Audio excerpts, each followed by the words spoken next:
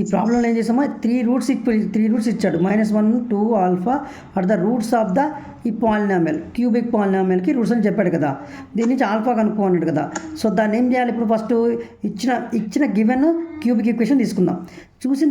తీసుకున్న తర్వాత ఇది ఏంటంటే ఇది జనరల్ ఫామ్లో ఉందా లేదా. జనరల్ ఫామ్ అంటే ఇది x³ + p1x² p2x p3 0 general form of the cubic equation. దీని లెక్క ఉందా లేదు, ఎందుకని x³ కోఎఫిషియంట్ ఇక్కడ 1 ఉండాలి ఎప్పుడైనా. సో మనకి ఇచ్చినటువంటి గివెన్ ఈక్వేషన్లో x³ కోఎఫిషియంట్ ఎంత ఉంది, 2 ఉంది. సో కాబట్టి మనం ఇది 1 చేసుకోవడానికి ఏం చేస్తాం, మనం జనరల్ ఫామ్లోకి మార్చాలి కదా. 1 చేసుకోవాలి కాబట్టి ఈచ్ టర్మ్ని 2తో డివైడ్ చేయండి. ప్రతి టర్మ్ని 2తో డివైడ్ చేస్తే రైట్ సైడ్ కూడా 2తో డివైడ్ చేస్తే అది 0 అవుతుంది. ప్రతి టర్మ్ని నేను 2తో డివైడ్ చేస్తున్నా. దీన్ని 2తో డివైడ్ చేస్తాం కదా, 2 క్యాన్సిల్ అయిపోద్ది, ఇక్కడ 1 అవుతుంది. అప్పుడు మనకు కావాల్సిన ఫార్మేట్లో కరెక్ట్ ఫామ్. ఇక్కడ x² ముందు ఏం లేదంటే 1 ఉన్నట్టు, 1కి 2తో డివైడ్ చేస్తే 1/2. సో ఇక్కడ ఎంత ఉంది, -7/2 వస్తుంది, -7/2 వస్తుంది. సో 6th 2తో డివైడ్ చేస్తే ఎంత వస్తుంది, -3 = 0. ఓకేనా. ఇప్పుడు ఇది మనకు కావాల్సిన కరెక్ట్ ఫార్మేట్లోకి వచ్చింది కాబట్టి ఇక్కడి నుంచి ఇప్పుడు ఇది మనకు గివెన్ ఈక్వేషన్ జనరల్ ఫామ్లో మార్చాము. ఇప్పుడు ఏం కనుక్కున్నాడు, ఆల్ఫా కనుక్కోండి. అంటే ఒక అన్నోన్ రూట్ వాల్యూ కనుక్కున్నాడు. కానీ తెలిసిన 2 రూట్స్ ఇచ్చింది కాబట్టి మనం ఏం చేసాము, some of the roots formula. ఎందుకంటే ఈ 3 రూట్స్ గివెన్ ఈక్వేషన్కి రూట్స్ అన్నాడు కాబట్టి ఇందులో ఒకటే అన్నోన్ ఉంది కాబట్టి మనం సమ్ ఆఫ్ ద రూట్స్ దాన్ని S1 అంటాం, ఇది క్యూబిక్ ఈక్వేషన్కి. ఆ some of the roots equation -p1 అన్నట్టు ఆ ఫామ్లో వాడదాం. ఈ మూడింటిని యాడ్ చేసి దాన్ని -p1కి ఈక్వల్ చేయాలి.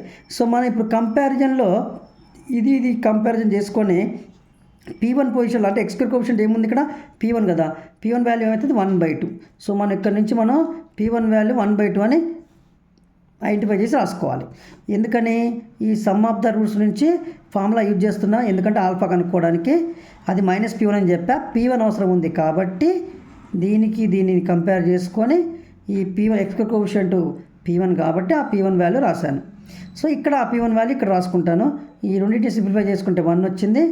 p1 దగ్గర -1/2. సో ఓకే, p1 దగ్గర 1/2 రాస్తున్నాం, అప్పుడు -1/2 అవుతుంది, -p1 కాబట్టి. ఆల్ఫా కనుక్కోవాలి కాబట్టి 1 అటు పంపిస్తాం, అప్పుడు అది -1 అవుతుంది. ఇప్పుడు దీన్ని సింప్లిఫై చేసుకుంటే 2 × 1 2. సో -1 -2 రెండింటిని యాడ్ చేస్తే -3 వచ్చింది, అంటే -3/2 ఈజ్ ద ఆన్సర్. సో ఓకేనా. నెక్స్ట్ క్వశ్చన్ చూద్దాం. If the product of the roots of the ఈ క్యూబిక్ పాలినామియల్ ఈజ్ 9 అన్నాడు. మనకేమిచ్చాడు, ఈ క్యూబిక్ పాలినామియల్ యొక్క 3 రూట్స్ యొక్క ప్రొడక్ట్ 9 ఇచ్చినట్టు. అంటే ఇక్కడ ఏమి 9 ఇచ్చిందంటే ఇక్కడ ఒక అన్నోన్ ఇచ్చిండు, ఏ అనేది ఒక అన్నోన్ ఇచ్చింది క్యూబిక్ పాలినామియల్లో. దెన్ ఫైండ్ ఏ, ఆ అన్నోన్ వాల్యూ మనం ఫైండ్ అవుట్ చేయాలి. కానీ మనకి ఏమో ఒక కండిషన్ అయితే ఇచ్చాడు కదా, ఏమిచ్చాడు, product of the roots of the ఈ క్యూబిక్ పాలినామియల్ ఈజ్ 9 అని ఇచ్చాడు.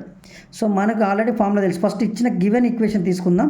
సో గివెన్ ఈక్వేషన్ ఎప్పుడైనా జనరల్ ఫామ్, ఇంకా ఇది ఫార్ములా అని చెప్పినా కదా క్యూబిక్ ఈక్వేషన్ది, x³ ఈక్వేషన్కి ఎప్పుడు 1 ఉండాలి క్యూబిక్ ఈక్వేషన్లో జనరల్ ఫామ్ అంటే. సో కాబట్టి దీన్ని ఫస్ట్ జనరల్ ఫామ్లోకి మార్చుకోవాలి, అంటే 1 చేసుకోవాలి. అంటే ఏం చేయాలి, x³ ముందు ఏ నెంబర్ ఉంటుందో ఆ నెంబర్తోనే ప్రతి టర్మ్ని డివైడ్ చేయాలి. అంటే /4 అప్పుడు దీన్ని /4 చేసినా ఇది 0 వస్తుంది. ఓకేనా. సో అది చేస్తే ఇప్పుడు ఈ 4 క్యాన్సిల్ అయిపోయి అప్పుడు 1 వస్తుంది మనకు.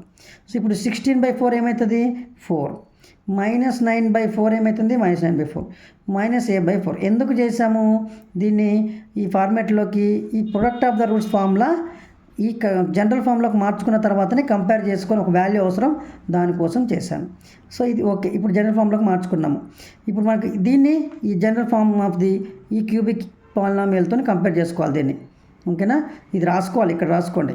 ఇది x³ + p1x² p2x + p3 0, అది క్యూబిక్ పాలినామియల్. ఇప్పుడు మనకు product of the roots formula తెలుసు క్యూబిక్ పాలినామియల్కి.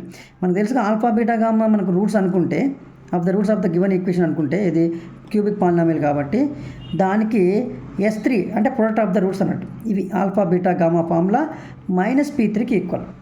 మరి ఇక్కడ p3 అంటే ఏం చెప్పినా కదా, ఈ cubic general form of the cubic equation తోటి ఇది చేంజ్ అయిన ఈక్వేషన్ని కంపేర్ చేసుకుంటే కాన్స్టెంట్ వాల్యూనే p3, అంటే -a/5 మొత్తం విత్ సింబల్తో సహా తీసుకోవాల్సిందే. p3 వాల్యూ ఎంత, -a/4. అందుకనే p3 వాల్యూ -a/4 తీసుకొని, సో అది p3 వాల్యూ దగ్గర సబ్స్టిట్యూట్ చేసుకోవాలి. ఇక్కడ కూడా మైనస్ వచ్చిందనుకో బ్రాకెట్లో పెట్టుకుంటాం అంతే. So product of the 3 roots అనేది మనకు -9 ఇది -P3 కాబట్టి -9/4కి ఈక్వల్ చేయాలి. మరి alpha beta product of the roots అన్నాం కదా. సో కాబట్టి ఆల్ఫా బీటా గామా దేనికి ఈక్వల్ ఇది alpha beta gamma product of the roots cubic పాలినామియల్లో.